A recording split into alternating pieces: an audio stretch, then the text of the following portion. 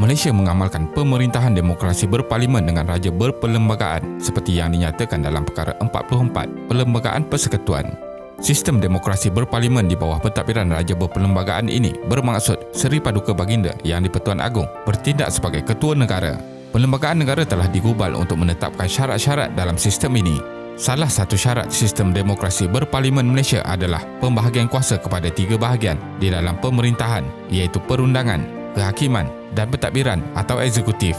Jadi, dalam video kali ini, kita akan melihat bagaimana sistem parlimen Malaysia berfungsi. Teruskan menonton.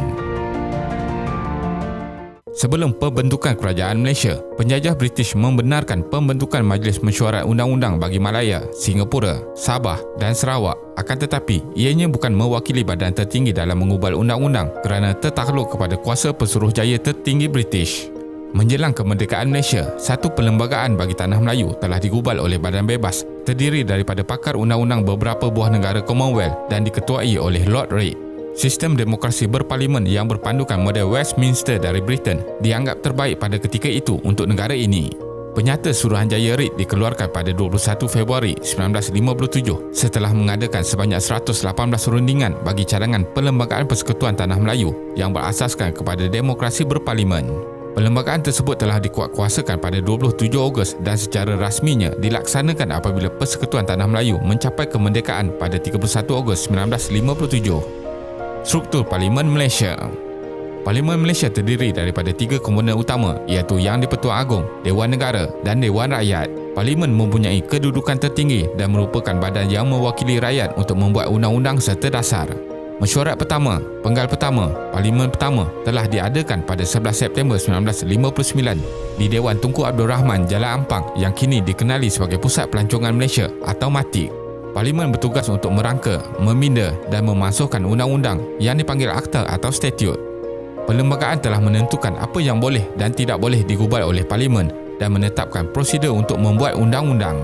Wakil yang dipilih oleh rakyat melalui pilihan raya bagi kawasan Parlimen atau Dewan Undangan Negeri bertanggungjawab untuk memperjuangkan kepentingan rakyat yang diwakilinya. Setiap negara mempunyai kaedah dan sistem pemerintahan yang tersendiri seperti sistem demokrasi, sosialis, monarki dan banyak lagi. Istilah popular demokrasi ialah kerajaan rakyat, dari rakyat untuk rakyat. Bagaimanakah kuasa kerajaan disemak oleh Parlimen? Ahli-ahli Dewan Rakyat boleh meminta Perdana Menteri atau Kabinet untuk menjelaskan sebarang perkara yang dilakukan atau tidak dilakukan oleh kerajaan. Sekiranya Kabinet bertindak bertentangan dengan kehendak Dewan Rakyat boleh meluluskan usul tidak percaya kepada Perdana Menteri. Dalam keadaan demikian, Perdana Menteri serta Kabinetnya perlu meletakkan jawatan. Di sini, Dewan Rakyat yang merupakan ahli parlimen boleh memastikan kerajaan bertindak demi kepentingan rakyat dan tidak menyalahgunakan kuasanya. Bagaimanakah kuasa parlimen disemak? Parlimen mengubal undang-undang, tetapi mahkamah mempunyai kuasa untuk mentafsir undang-undang sekiranya terdapat ketidakpastian atau pencanggahan undang-undang. Mahkamah juga boleh memutuskan bahawa sesuatu undang-undang bertentangan dengan perlembagaan, oleh itu tidak perlu dipatuhi. Namun demikian, terdapat sesetengah perkara yang tidak boleh dipersoalkan oleh mahkamah seperti prosiding-prosiding parlimen. Secara amnya, ahli dewan menikmati imuniti daripada prosiding sivil dan jenayah terhadap perkara yang dibahaskan serta yang dibuat di dalam sesi parlimen. Perlembagaan Persekutuan. Perlembagaan dijadikan sebagai undang-undang tertinggi yang menjadi asas kepada pembentukan kerajaan Malaysia. Ianya ialah dokumen rasmi yang terkandung segala peraturan dan prinsip sebagai panduan kerajaan untuk melaksanakan kuasanya dan mentadbir negara. Parti politik yang memerintah akan mengetahui hala tuju pentadbiran negara dan hal ini menjamin kerajaan menunaikan tanggungjawab kepada rakyat melalui peruntukan yang terkandung di dalamnya. Perlembagaan Malaysia yang diperkenalkan pada 16 September 1963 mengandungi 183 perkara. Perlembagaan ini mengandungi pelbagai peruntukan seperti Senarai Kerajaan Persekutuan dan Kerajaan Negeri, institusi yang di-Pertuan Agong, Parlimen, Jemaah Menteri dan Badan Kehakiman. Rukun negara telah diperkenalkan berikutan peristiwa 13 Mei 1969 yang melemahkan perpaduan antara kaum di Malaysia. Tujuan utama rukun negara dibentuk adalah membentuk perpaduan yang kukuh. Prinsip ketiga iaitu keluhuran perlembagaan yang menekankan perlunya rakyat menerima, mematuhi dan mempertahankan keluhuran atau kemuliaan perlembagaan Malaysia. Perlembagaan adalah sumber perundangan yang tertinggi dan berfungsi untuk memberi perlindungan kepada setiap rakyat negara ini akan hak dan keistimewaan mereka sebagai warga negara. keluhuran perlembagaan Malaysia mengatasi Yang di-Pertuan Agong, Parlimen, Jemaah Menteri dan Mahkamah. Ini bermakna semua jenis undang-undang yang bercanggah dengan perlembagaan Malaysia adalah tidak sah. Pindaan perlembagaan. Sejak tahun 1957, perlembagaan Malaysia telah dipinda beberapa kali. Pindaan ini bertujuan untuk melindungi kepentingan rakyat, menjaga keselamatan negara dan melicinkan urusan pentadbiran negara selari dengan arus masa. Perlembagaan juga telah dipinda bagi melarang perkara sensitif dipersoalkan secara terbuka. Antara perkara sensitif dalam perlembagaan yang tidak boleh dipersoalkan termasuklah pemerintahan beraja, agama Islam, kedudukan bahasa Melayu dan hak istimewa orang Melayu. Parlimen telah meluluskan pindaan Akta Hasutan 1970 yang menghadkan seseorang individu daripada bercakap sewenang-wenangnya sehingga menyentuh perkara yang sensitif yang boleh menimbulkan perbalahan antara kaum di negara ini.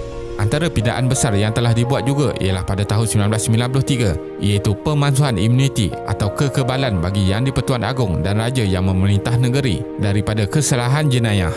Kerajaan telah menubuhkan Mahkamah Khas Raja-Raja di mana semua masalah atau tuduhan terhadap Sultan atau Raja boleh dikemukakan. Namun mengikut Perlembagaan Perkara 183, kebenaran dari Peguam Negara diperlukan untuk meneruskan pendakwaan tersebut.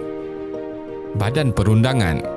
Perundangan merujuk pada undang-undang yang digubal oleh Badan Perundangan yang dipertanggungjawabkan oleh perlembagaan.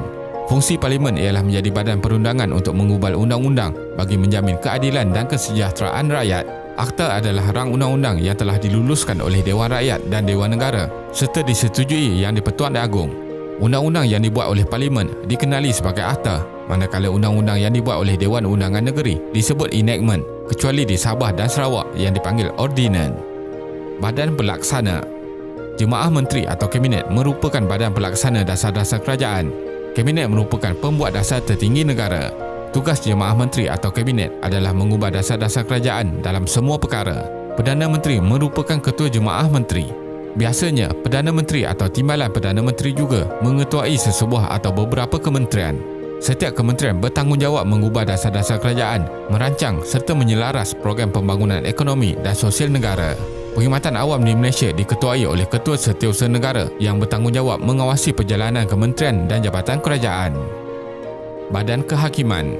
Badan Kehakiman mempunyai kuasa mendengar serta menentukan perkara sivil dan jenayah. Badan Kehakiman boleh menentukan kesahihan undang-undang yang dibuat oleh Badan Perundangan dan pihak Badan Pelaksana. Sistem mahkamah telah diwujudkan oleh Perlembagaan Malaysia untuk melaksanakan tugas kehakiman di negara ini. Sistem mahkamah di Malaysia disusun mengikut hierarki piramid. Melalui sistem ini, individu atau kumpulan yang tidak berpuas hati dengan keputusan perjalanan mahkamah boleh membuat rayuan ke mahkamah yang lebih tinggi. Kesimpulannya, Malaysia adalah sebuah negara yang berdaulat dan mempunyai perlembagaannya yang tersendiri. Perlembagaan persekutuan yang dijunjung oleh rakyat Malaysia merupakan faktor keharmonian dan keselamatan yang dikecapi hingga kini. Tugas yang paling penting melalui fungsi Parlimen telah diamanahkan kepada wakil rakyat ialah dapat menjaga negara dengan baik tanpa meletakkan kepentingan individu, terutamanya dalam waktu krisis hari ini. Terima kasih kerana menonton dan jangan lupa subscribe. Jumpa lagi.